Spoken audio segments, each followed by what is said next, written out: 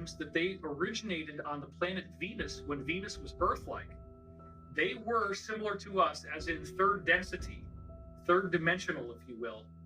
And they said that they date back 2.6 billion years ago. Now that is amazing because we didn't know about the Klerksdorp spheres back then. And yet, the dating that they gave in the Law of One for when they were third dimensional like us is exactly the same as the dating of the Klerksdorp spheres. And best of all, in the Law of One, they say that they had a particular affinity for the pyramid shape and that they built it extensively. Therefore, it does appear that the solution to the mystery of who is the ancient builder race is that it was the group identifying now as Ra, the group that actually gave us the Law of One material, the same group that ultimately contacts Corey Good, appearing as blue avians, now in sixth density, billions of years later after they were like us. They are the most evolved extraterrestrial group that has ever been involved with humanity. It does appear, based on some very kind of understated things they say in the Law of One, that they had quite a vast civilization, that they spread out to many neighboring stars. This is the ancient builder race. They colonized all the neighboring stars in our solar system. Then you have to ask yourself, what in the world could have survived for 2 billion years? Well, it's very fascinating because throughout our solar system, we have what has been referred to by various insiders I've spoken to as a cosmic junkyard. What is the junkyard? It is a collection of crystalline ruins. These ruins are made of a glass-like material, and the material is not glass. It is actually a transparent aluminum. And there have already been alloys of transparent aluminum made by various companies now.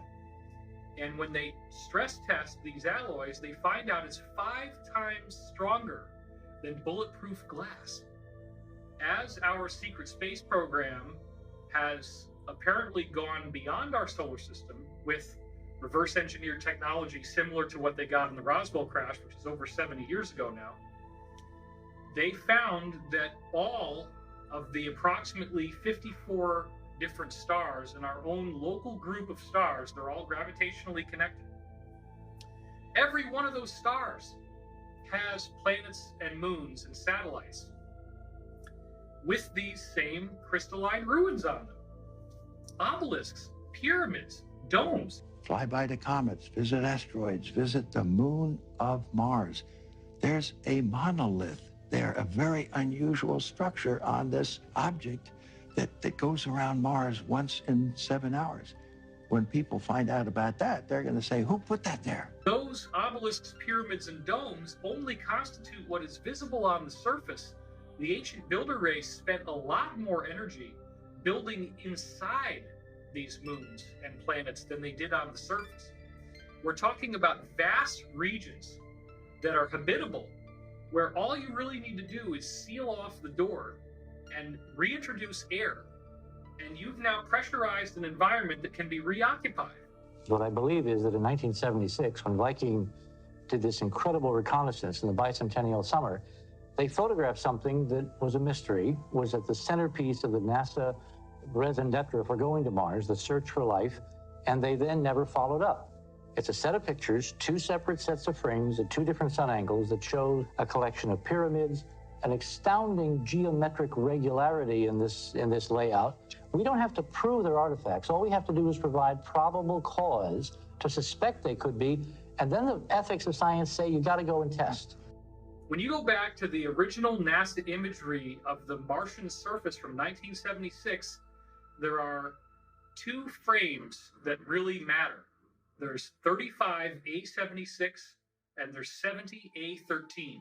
And when you compare what's on these 2 frames, you clearly see you have a city of what obviously look like pyramids, which apparently, again, were emulations of the ancient builder race crystal pyramids that they had found throughout our solar system and beyond. There is a gigantic pyramid estimated to be 1.5 miles wide. And this pyramid is clearly pentagonal, 5-sided.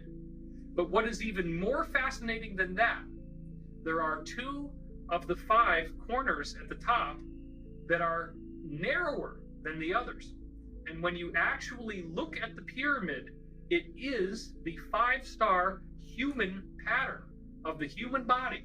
You can superimpose the Vitruvian Man on top of what's called the D&M pyramid on Mars, and it precisely fits.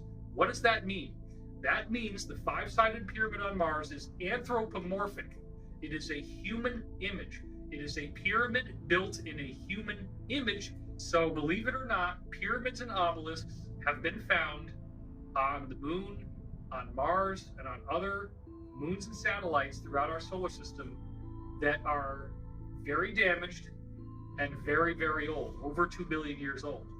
This civilization that was on Mars was very aware of the ancient builder race, and that these ruins, as their civilization evolved, they discovered these ruins were very extensive. They're always made out of crystal, and there's all these different places you can go where you can go inside a moon and find an enormous city's worth of space. People that were involved in this ancient builder race seem to have mysteriously disappeared, and the cultures that came after them worshipped them as gods. They would emulate their architecture. And the people that were on Mars, we call the progenitor race, they actually built their own structures that were very similar to what they found all throughout our solar system.